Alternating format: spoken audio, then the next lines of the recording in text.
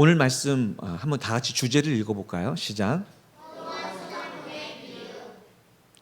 네, 우리가 어찌 보면 잘 아는 말씀인데 그래도 잘 아는 말씀일지라도 그 안에 담겨 있는 원래 의미, 성경적인 어떤 문맥적인 의미, 그것들은 의외로 많이 모르는 사람도 많이 있더라고요. 우리 마음의 청소는 뭘로 해야 될까요? 말씀으로 청소하셔야 돼요. 오직 말씀으로만 깨끗해질 수 있습니다. 안 그러면 아무리 빡빡 밀어도요, 안 지워집니다. 오늘은 마가복음 12장을 통해서 이제 포도원 소장농의 비유, 여기에서 말씀을 나누려고 합니다. 지난 시간까지 다시 한번 복습하자면 지금 어떤 내용을 갖고 있느냐, 예수님이 제 아들을 가르치셨어요. 뭘 가르치셨느냐, 누가 하나님 나라에 들어갈 수 있는지, 어떤 사람이 들어갈 수 있는지 지금 가르쳐 주고 계신 거예요. 그리고 이제 드디어 예루살렘에 올라가셨죠. 올라가서 제일 먼저 뭘 하십니까? 성전을 청소하셨어요. 왜 그러냐? 그것이 바로 천국에 들어가기 합당한 사람의 마음이라는 거예요.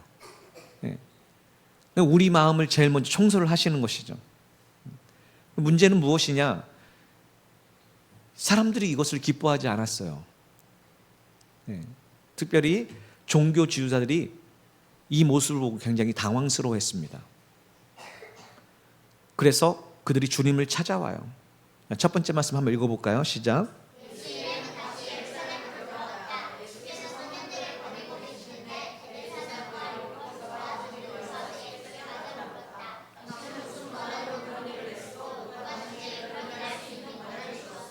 네, 이렇게 해서 물어보는 거예요. 너무 당황스러운 거죠. 왜냐하면 그 당시에 종교 지도자들은 자기들이 권한을 위임받았다고 생각했기 때문에 대체 이 사람이 누구길래 함부로 와가지고 성전을 뒤엎고 이제까지 수많은 정통에 의해서 전통의 습관을 통해서 지켜왔던 이 제사와 이 일들을 어떻게 하루아침에 다 뒤집어 버리는가. 그러니까 한편으로는 두렵고 한편으로는 당황스럽고 화가 나는 거예요. 그래서 조심스럽게 물어보는 겁니다. 왜 그러냐? 이미 우리가 지난번에 읽었던 것처럼 예수님이 예루살렘에 올라갈 때는 사람들의 인기를 끌고 있었어요. 그래서 사람들을 두려워하지 않을 수가 없었죠. 아무리 지도자들이지만. 그래서 물어봅니다. 당신은 무슨 권한으로 그런 일을 했어? 청소하게 한 것 때문에. 누가 당신에게 그런 일을 할 수 있는 권한을 주었어? 라고 물어보는 거죠. 여기서 우리가 알 수 있는 한 가지 의미는 어떤 얘기냐? 이 종교 지도자들은 성경을 연구하고 가르치고 또 하나님의 예배를 집도하고 인도하는 종교 리더였어요. 그리고 그들은 백성들에게 뭐라고 가르쳤느냐? 앞으로 장차 우리나라를 구원하실, 우리 민족을 구원하실 메시아가 오실 것이라고 가르쳤죠. 근데 문제는 지금 예수님이 눈앞에 나타나셨는데 그들은 그 예수님을 알아보지 못하고 있다는 거예요. 지금 그걸 지금 얘기하고 있는 거예요. 예수님이 누군지를 못 알아보니까 엉뚱한 질문을 하고 있는 것이죠. 여러분도 이 말씀을 잘 기억하십시오. 여러분이 생각하는 것처럼 갈색 단아한 단발머리에 흰 원피스를 입고 예쁜 가죽 샌들을 신고 예수님이 찾아오시는 게 아니에요. 여러분 삶의 자리에 말씀으로 찾아오십니다. 그걸 알아보셔야 돼요. 그걸 알아보고 그 말씀을 듣고 그 말씀을 두렵고 떨림으로 순종하면 여러분은 영이신 예수님을 먼저 마음으로 보게 될 것입니다. 이 얘기예요. 찾아오시거든요. 이들도 지금 찾아오셨지만 그들은 알아보지 못했습니다. 그래서 예수님은 그들에게 소경이 소경을 인도하면 둘 다 구덩이에 빠지고 말게 될 것이다. 또 한 유명한 말씀은 오히려 저들이 자신들이 이 천국의 길을 갖고 있음에도 불구하고 다른 사람이 들어가지 못하게 막고 있다. 이렇게 얘기를 했습니다. 왜? 말씀을 갖고 있었기 때문이죠. 이 말씀만이 우리에게 길이요 진리요 생명이 됩니다. 왜 이런 일이 일어났습니까?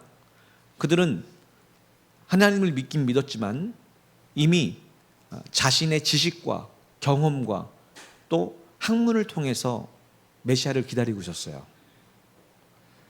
만약에 이렇게 자신을 의지한다면 우리도 지금 우리 삶에 함께 하시는 예수님을 영영 못 만나고 말 것입니다. 예수님은 영으로 보셔야 된다고 성경에 써 있고요. 영과 진리로 예배해야 된다고 써 있어요. 이것은 이미 여러분에게 많이 말씀을 드렸기 때문에 생략을 하겠습니다. 그러므로 지금 이 시대에 살고 있는 우리, 성령 시대에 살고 있는 우리는 얼마나 큰 축복을 받았는지 모릅니다. 왜냐? 우리는 지금 성령의 도우심으로 이 모든 영적 진리를 보고 듣고 깨달아 알고 있잖아요.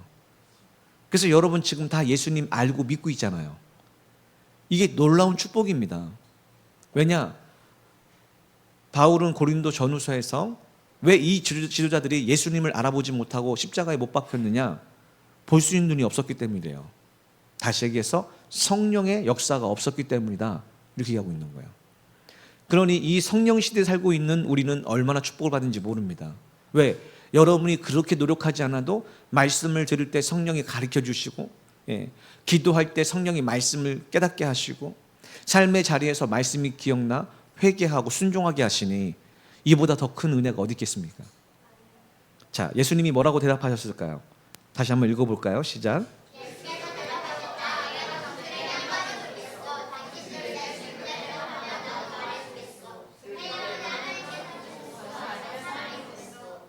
예수님은 대답 대신에 오히려 반문을 하십니다. 그런데 이 질문이 그들에게 답이 됐어요. 가장 명확한 답이 됩니다. 왜냐? 사람들은 세례 요한을 하나님이 보내신 분으로 다 믿고 있었습니다. 그리고 그 세례 요한은 이 예수님을 어떻게 증언했느냐? 보라, 세상 죄를 지고 가는 하나님의 어린 양이로라고 증명을 했단 말이죠. 그러니까 이 종교 지도자들이 예수님께 당신이 어떤 권한으로 이것을 하고 있습니까? 하니까 예수님이 거꾸로 그러면 세례 요한은 어떤 권한으로 이것을 하고 있는가 대답해봐라 하고 반문한 거죠. 이건 엄청난 정말 지혜입니다. 왜냐? 두 개 다 대답을 할 수가 없는 상황이 돼버린 거예요. 우리가 다 알겠지만 다음 구절에 보면 거기에 대한 해답이 있습니다. 그들은 자기끼리 수군거립니다. 왜냐? 우리가 만일 하나님께서 보내셨다고 대답하면 왜 세례 요한을 받아들이지 않느냐? 동시에 왜 예수님을 받아들이지 않느냐가 되어버리는 거죠. 그런데 사람이 보내는 것이라고 하면 모든 사람들이 하나님이 보내셨다고 믿고 있는데 그렇게 하면 지도자들이 공격을 당하겠죠. 그래서 애매한 거예요. 예수님은 그들의 허점을 아신 것이죠. 한번 읽어봅시다. 시작.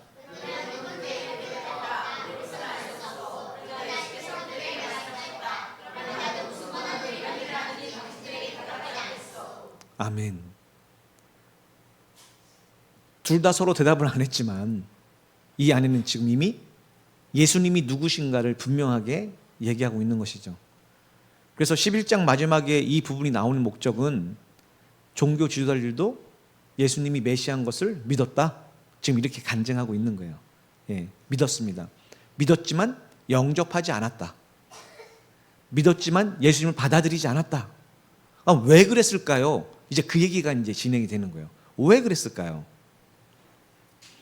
그들은 오히려 세례 요한도 하나님이 보내신 자라고 믿고 예수님도 하나님이 보내셨다는 것을 지금 어느 정도 믿고 있는데도 불구하고 오히려 영접하기는커녕 예수님을 체포해서 죽일 방도를 찾기 시작합니다. 이 일 후에요. 우리가 11장에서 아까 우리 사모님이 기도해 준 것처럼 열매 없는 잎만 무성한 무화과 나무 잎에 대해서 말씀을 나눴습니다. 그것이 계속해서 지금 연결되는 거예요. 이 얘기까지요. 주께서는 이스라엘 백성을 택하셨습니다. 뭐 하시려고요? 열매를 얻으시려고요. 그런데 열매는 없고 잎만 무성한 거예요. 지금 우리식으로 얘기하면 교회는 다니는데 말씀에 순종함은 없는 거예요. 그래서 예수님은 그들에게 영영이 열매를 맺지 못할 거라고 저주를 하십니다. 구약시대에는 우리가 다 알고 있듯이 율법을 지킴으로 구원을 받습니다. 그러나 신약시대에서는 예수님을 믿음으로 구원을 받아요. 그러면 여기서 예수님을 믿는다는 것은 무슨 의미입니까? 계속해서 성경을 통해서 우리가 이 말씀을 지금 배우고 있는 거예요. 여기서는 예수님을 믿는다는 의미는 예수님께서 하나님의 아들 그리스도이심을 믿고 그분을 받아들이고 인정하고 그분을 높이는 거예요. 그랬으면 이 이스라엘 백성은 2000년 전에 해방을 누리고 하나님의 구원을 누렸을 겁니다. 그러나 그들은 받아들이지 않았어요. 그래서 예수님이 이제 이스라엘에 대해서 비유로 심판을 예고하십니다. 그게 바로 오늘 포도원 소작농의 비유예요. 그게요. 예. 자, 한번 이제 읽어볼까요? 시작.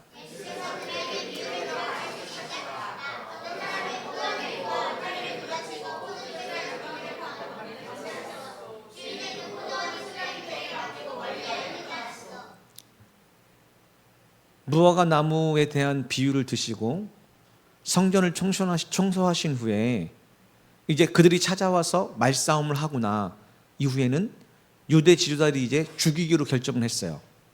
그래서 그 방도를 찾고 있습니다. 예수님은 그걸 아시고 이제 비유로 제 아들에게 이것을 가르쳐 주시기 시작하는 거예요. 어떤 사람이 포도원을 일구어 울타리를 둘러치고 포도즙을 잘 구덩이를 파고 망대를 세웠어. 하나님을 얘기합니다. 하나님이요 이스라엘 백성을 택했어요. 구약시대에. 그래서 그들을 포도원처럼 잘 일구고 울타리를 하고 이렇게 해서 잘 가꾸고 보호하시고 지키셨습니다. 뭐 하시려고요? 열매 맺게 하시려고요. 그리고 나서 그 주인 곧 하나님은 그 포도원을 소작인들에게 맡기고 멀리 여행을 떠납니다. 이것은 무슨 얘기냐면 이스라엘 족속을 택하사 그들에게 이제 하나님 나라, 이 포도원은 하나님의 나라, 구약에서는 이 포도원은 이스라엘 백성을 얘기해요. 왜 그러냐? 자기네가 하나님 나라인 거예요. 이스라엘은요. 왜? 하나님이 우리를 택했기에 우리는 절대 구원을 뺏기지 않는다. 아직 메시아가 안 왔을 뿐이지 메시아가 오면 우리는 반드시 구원을 받는다고 생각하고 있었거든요. 지금까지도요. 그러니까 이 포도원 예화는 자기들을 얘기하는 거예요. 구원, 하나님 나라. 이걸 그들에게 맡기고 간 거예요. 이해하십니까? 무슨 얘기인지요? 맡기고 간 거예요. 그런데 뭐 하시려고요? 열매를 얻으시려고 그랬다고 그랬죠. 자, 수확할 때가 되자 이 앞구절이랑 이 구절은 어떤 의미를 갖고 있냐? 2000년 전에 문화로 돌아가면 주인이 소작농에게 이 포도원을 맡겼다면 열매 맺는 때에 반드시 그 열매를 요구하게 돼 있습니다. 이게 법적이에요. 그러니까 이제 수확할 때가 되자 주인이 포도원의 소출을 받아오라고 종을 보냅니다. 여기서 종은 누굴까요? 선지자예요. 선지자. 선지자가 누구냐? 하나님의 말씀을 가지고 주님의 말씀을 외치는 자들. 그럼 여기서 열매란 무엇입니까? 하나님 말씀을 듣고 회개한 열매, 회개에 합당한 열매, 순종의 열매, 성령의 열매, 뭐 다 똑같은 얘기예요. 그런데 그 선지자를 통해서 말씀을 전했지만 회개하고 돌아오라고 그들은 종을 붙잡아 때린 후 빈손으로 돌려보냈습니다. 그게 이제 이스라엘 한 행동이죠. 왜? 선지자들이 자꾸 회개하라고 하니까 싫어한 거예요. 주인이 또다시 다른 종을 소작인들에게 보냈는데 그 종의 머리를 때리고 심하게 모욕했어요. 또 다른 종을 보냈더니 이번엔 종을 죽여버렸습니다. 더 많은 종을 한꺼번에 보냈더니 소작인들은 그들 모두를 때리기도 하고 죽이기도 하였어요. 이것은 소선지자를 얘기합니다. 한 명씩 보내 소선지자에서는 한 번에 대거로 보내거든요. 다 죽인 거예요. 이 이야기는, 이 포도원에 대한 이야기는, 비유는 선지서에 잘 담겨 있는데 그 중에 이사야서에 잘 담겨 있어요. 하나님이 이 땅에 이스라엘 백성을 택하고 그 민족을 통해서 하나님이 여호와가 하나님이시다는 것을 열방에 알리기 원했어요. 그래서 그들을 택했습니다. 그런데 그들은 좋은 열매를 맺지 못했습니다. 말씀에 순종하는 것, 하나님께 순종하는 열매를 맺지 못했어요. 그래서 하나님이 어떻게 하셨느냐? 읽어볼까요? 시작.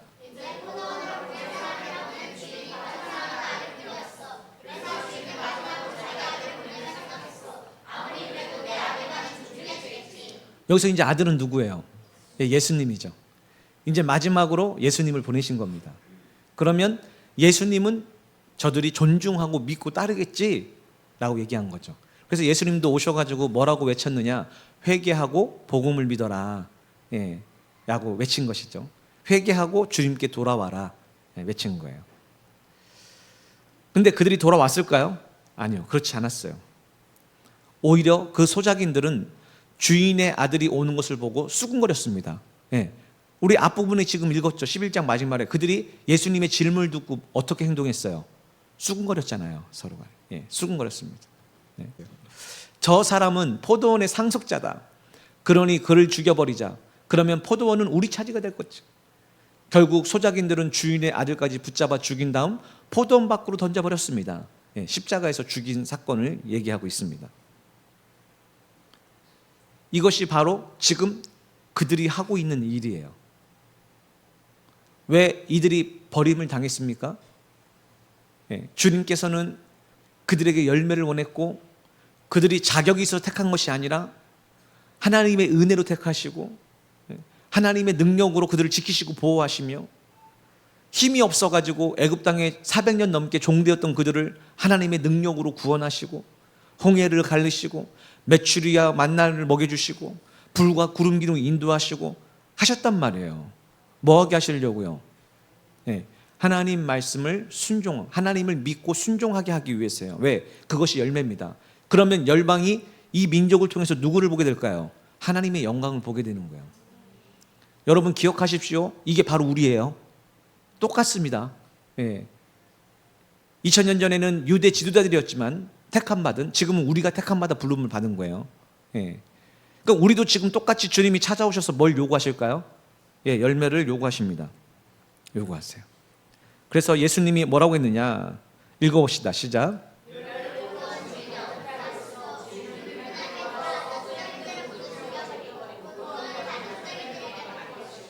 그래서 하나님이 이스라엘 백성을 잘라버리시고 이방인들을 예수님께 접붙이셨습니다. 지금 이게 이 사건이에요. 그럼 우리도 이제 뭘 맺어야 돼요? 열매를 맺어야 된다는 거예요. 그게 지금 무화과 나무부터 해서 쭉 지금 이제 오고 있는 것입니다. 그래서 결국 어떻게 됐느냐? 당신들은 성경에서 시편이죠. 이런 구절을 읽어보지 못했어? 집 짓는 사람이 버린 돌이 집 모퉁이의 머릿돌이 되었습니다. 우리 모두가 다 뭐 하는 사람이에요? 집을 짓는 건축자입니다. 그러면 모퉁이 돌로 뭘 삼아야 돼요? 예수님을 삼아야겠죠. 그런데 그들은 싫어서 버렸단 말이에요. 그런데 하나님은 그걸 가지고 하나님의 성전에 모퉁이 돌이 되게 하셨습니다. 이렇게 얘기하는 거예요. 11절에 보니까 이 같은 일을 하셨으니 그 얼마나 놀라운가. 종교 지도자들이 싫어서 버린 그 모퉁이 돌을 하나님은 하나님 나라의 이 건축의 모퉁이 돌로 삼으셨다는 겁니다. 그게 바로 예수님이에요. 예수님입니다. 자, 이 말씀을 하고 나시니까 어떤 일을 하느냐? 종교 지도자들은 이 비유가 자기들을 두고 하신 말씀인 줄 알았습니다. 와우. 몰랐던 게 아니에요. 알았어요. 알았는데 회개하지 않고 어떤 행동을 보입니까? 예수를 체포할 방도를 찾습니다. 이게 바로 이 시대도 똑같은 일이에요. 말씀을 듣죠. 말씀을 들으면 어떤 일 합니까? 우리의 죄와 허물이 드러납니다. 예수님의 비유를 제가 가리키는 뿐인데 여러분 속에 숨어있는 죄가 드러나기 시작합니다. 그러면 착하고 좋은 마음으로 들은 사람은 어떤 결과를 나올까요? 회개하고 눈물을 흘리며 돌이킵니다. 그럼 하나님이 열매를 풍성하게 맺게 하세요. 그런데 착하고 좋은 마음으로 듣지 않고 강팍하고 딱딱한 마음으로 들으면 어떤 일이 생길까요? 저런 마음이 생기는 거예요. 그래서 똑같은 말씀을 듣고도 어떤 사람은 시험에 들어가고 어떤 사람은 은혜를 받게 되는 것입니다. 똑같은 말씀을 듣고도 어떤 사람은 심판을 받고 어떤 사람은 구원받는 거예요. 그래서 제가 늘 말씀을 드리죠. 예수님이 이 땅에 오신 목적은 우리를 구원하기 위함이에요. 왜? 그 주님의 입에서 나오는 말씀을 듣고 회개하면 구원입니다. 근데 문제는 그분을 영접하지도 않고 그분의 말씀에 순종하지도 않으면요, 이미 심판을 받은 거예요. 지금 그 얘기가 계속 이 말씀을 통해서 흐르고 있습니다. 흐르고 있어요. 자, 그들은 이제 예수님을 체포할 방도를 찾습니다. 왜? 하는 것마다 눈에 가신 겁니다. 예. 그런데 맞는 말이에요. 틀리지는 않아요. 그런데 기분이 나쁩니다. 네. 저도 제일 많이 듣는 얘기가 목사님 하시는 말씀이 나쁘다고 얘기하는 건 아닙니다. 네, 똑같은 말이라도 듣기 좋은 말이 있는데 기분이 나쁩니다. 이렇게 얘기하더라고요. 예. 참 놀라운 고백이에요. 솔직한 고백이죠. 예. 제가 인격이 부족해서 그래요. 예. 제가 아직 좀 변화가 덜 돼서 그렇습니다. 그래서 여러분 저를 위해서 기도 많이 주셔야 돼요. 한 말을 하더라도 사람들에게 꿀송이처럼 닿은 말씀, 예. 막 들으면 기분이 좋아지는 말씀을 하게 해주십시오라고 기도해 주셔야 돼요. 보십시오. 똑같이 말씀을 들었는데 어떤 사람들은 그 말씀에 환호성을 지르며 눈물을 흘리며 회개하고 구원을 이뤄가는 사람이 있고, 어떤 사람은 나를 구원시키기 위해서 다가온 그 말씀을 거부함으로 오히려 심판 자리에 서는 사람이 있습니다. 이제 말씀을 좀 마무리하겠습니다. 예수님은 지금 이 당시에 유대 지도자를 향해서 말씀을 향하고 있습니다. 그러나 2000년 후에 지금 우리가 읽고 있는 이 말씀은 바로 우리에게 지금 하시고 있는 말씀이에요. 여러분 모두도 포도원의 일꾼으로 지금 주님이 부르셨습니다. 그리고 열매를 얻기 위해서 저 같은 종들을 보내서 말씀을 지금 선포하고 있는 거예요. 똑같죠? 말씀이요. 그래서 여러분이 지금 이 말씀을 듣고 즉시 회개하고, 회개에 합당한 열매란 삶의 자리에 가서 말씀대로 사는 거예요. 이제까지는 말씀대로 살지 않았지만 말씀대로 사는 겁니다. 이게 열매예요. 그러면 여러분을 통해서 하나님이 영광을 받으시고 여러분은 하나님의 선물을 통하여 구원을 받게 될 것입니다. 그러나 이 종교 지도자처럼 말씀은 들었습니다. 깨달았습니다. 그런데 마음은 편치 않습니다. 듣고 싶지 않아요. 기분이 나쁩니다. 그러면 이들과 같은 결과를 맞이하게 될 것입니다. 왜냐하면 우리가 믿는 바는 바로 말씀이고 구원은 그 말씀을 순종함으로 이루어가는 것이기 때문에 그렇습니다. 다른 방법은 없습니다.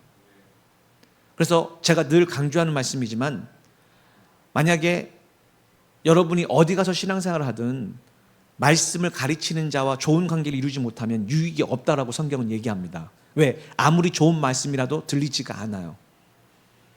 그러면 빨리 해결을 하든지 아니면 관계가 잘 되고 말씀이 은혜롭게 들리는 분을 찾아가셔야 됩니다. 왜? 아무 유익이 없어요. 왜? 아무리 좋은 말씀을 드려도 받아들이지 않습니다. 마음이 이미 뒤틀려 있기 때문에.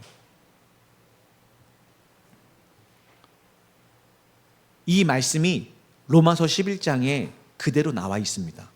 로마서 11장에 가면 이런 말씀이 있어요. 오늘날에도 마찬가지입니다. 이스라엘 가운데 하나님의 은혜로 선택받은 사람들이 여전히 남아 있습니다. 그러니까 아직 이스라엘 민족 가운데요, 이 선택받은 사람들이 남아 있어요. 구원받기로 작정된 사람들이요. 그러나 그것은 오직 하나님의 은혜로 된 것이지 사람의 행위로 된 것이 아닙니다. 왜? 지금 그들은 행위로 구원받기 위해서 노력하고 있으니까요. 그런데 그들 중에 몇몇이 구원을 받을 것인데 행위가 아니라 하나님의 은혜예요.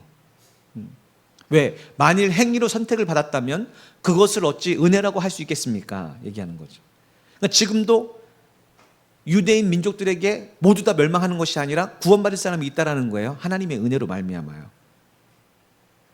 한번 읽어볼까요? 시작.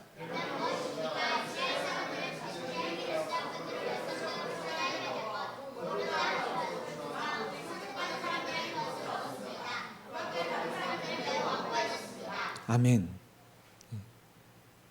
그러니까 오직 하나님에 대한 열심은 지금 다 있는데 누구만 구원받을 수 있습니까? 선택받은 사람. 선택받은 사람만 구원을 받을 수 있어요.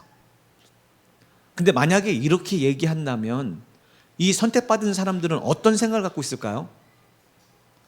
내가 선택을 받았으니 구원은 이미 내 것이다. 생각하지 않을까요? 다시 얘기해서 내가 선택을 받아서 지금 예수를 믿고 있으니 구원은 뺏기지 않을 거야 라는 생각을 하고 있지 않을까요? 예. 그것 때문에 지금 이 서신을 쓴 거예요. 우리 모두가 다 하나님의 선택으로 은혜로 구원을 받았죠. 그러면 어떻게 살아야 돼요? 합당한 열매를 맺히며 살아야 됩니다. 이 얘기를 지금 여러분한테 드리고 싶어서 하고 있는 거예요. 물론입니다. 그러나 본래 가지들이 잘려나간 것은 본래 가지가 누굽니까? 유대인들이에요. 네. 그들이 하나님을 믿지 않았기 때문입니다. 예수님이 오셨는데 영접하지 않았어요. 그러나 영접하는 자, 곧 그 이름을 믿는 자들에게는 하나님의 자녀가 되는 권세를 주신다고 말씀하셨습니다. 그런데 안 믿었어요. 유대인들은 그냥 잘려 나갔습니다. 버림을 당했어요. 왜? 믿지 않았기 때문에. 여러분이 접으셔진 것은 하나님을 믿었기 때문이에요. 그러니까 여러분의 노력과 공로가 아니라 하나님을 믿었기 때문에 지금 예수님께 접붙인 거예요. 그러므로 어떻게 해야 되느냐? 절대로 교만한 마음을 품지 말고 도리어 삼가 두려워하는 마음을 가지십시오. 지금 이방인으로서 예수를 믿고 구원받은 사람들을 얘기하고 있는 겁니다. 이게요. 우리가 선택을 받아서 하나님의 은혜로 구원을 받았다고 해서 함부로 살면 안 된다는 거예요. 뭘 맺어야 돼요? 지금 이 얘기를 하고 있습니다. 계속이요. 왜? 절대로 교만한 마음 품지 말고 도리어 삼가 두려워하는 마음을 가지십시오. 왜 그럴까요? 읽어봅시다. 시작.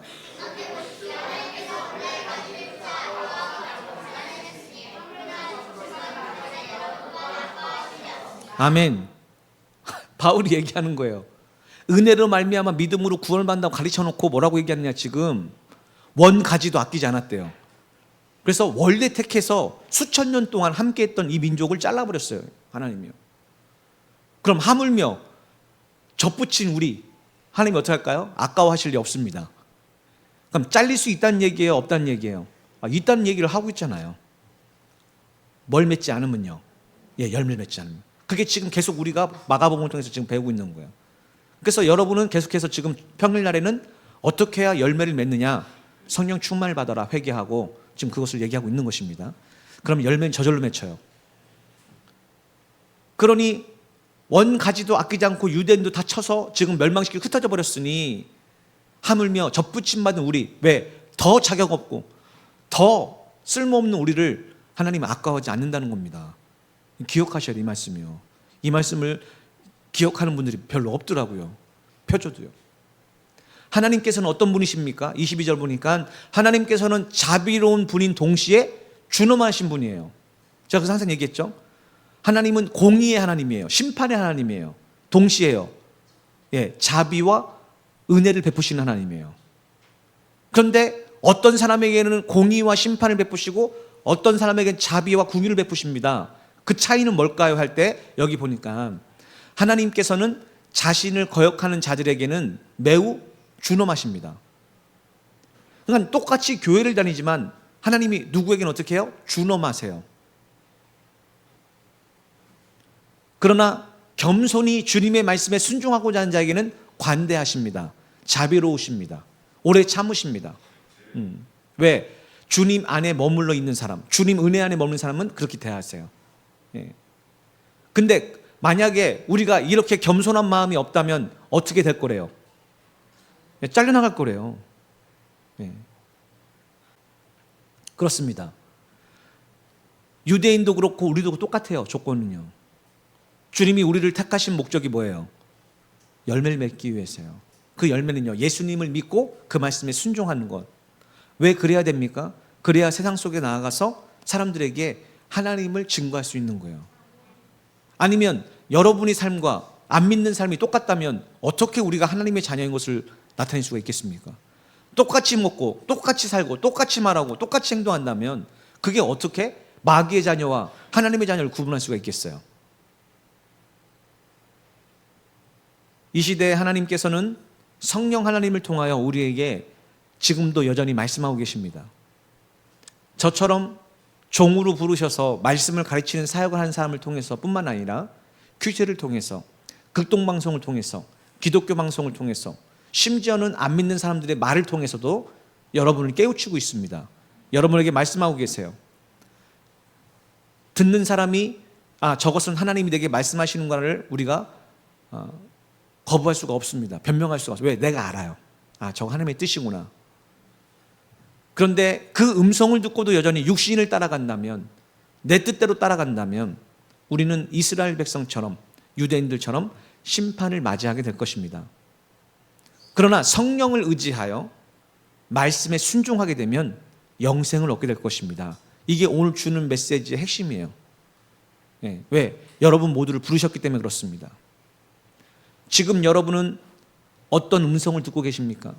큐티를 할 때, 설교를 들을 때, 또 여러 가지 상황과 형편을 통해서 하나님이 여러분에게 지금 어떤 음성을 들려주고 계십니까? 그리고 여러분은 그 음성을 들었을 때 어떻게 반응합니까? 네, 즉시 순종하겠습니다. 이렇게 반응합니까? 아니면 아직이요, 주님, 좀만 기다려주세요. 때가 아니에요. 이렇게 얘기하고 계십니까? 결국 여러분의 그 반응이 여러분의 인생의 열매를 결정하게 될 것입니다. 바라기는 여러분이 지난주 무화과나무 비유부터 여기까지 말씀을 잘 들었다면 이제라도 말씀을 잘 들으시고 회개하고 순종의 열매를 맺으십시오. 그리하면 평강의 하나님이 여러분과 함께하는 놀라운 은혜를 진짜로 경험하게 될 것입니다. 그리고 오늘 부른 찬양처럼 멀리 뵈던 하나님 나라가 내 안에 임재하고 주님과 동행하며 여러분이 가는 어느 곳이든 하나님의 나라를 경험하게 될 것입니다.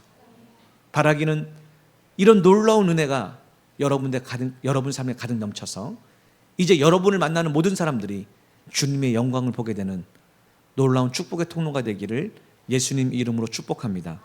기도하시겠습니다.